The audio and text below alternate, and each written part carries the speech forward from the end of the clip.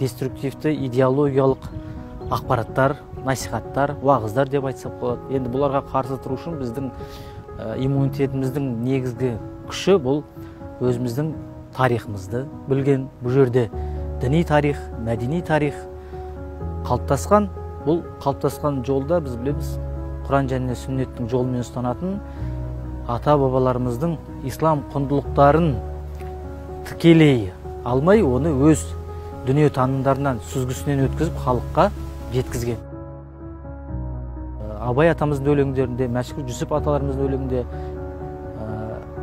басқа да Ыбырай Алтынсарин, Алаш ұлыстарының өлеңдерінде бұлардың бәрі біздің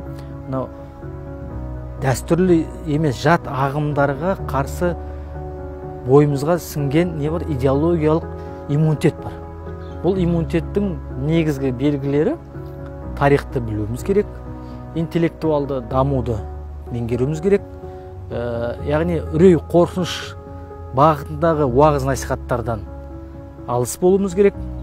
Одан кейін мынау шектен тыс тыйым салу немесе мәжбүрлі тыйым салу, шариғаттағы тыйым болмаған амалдарды тыйым деңгейіне көтеру, сүннет амал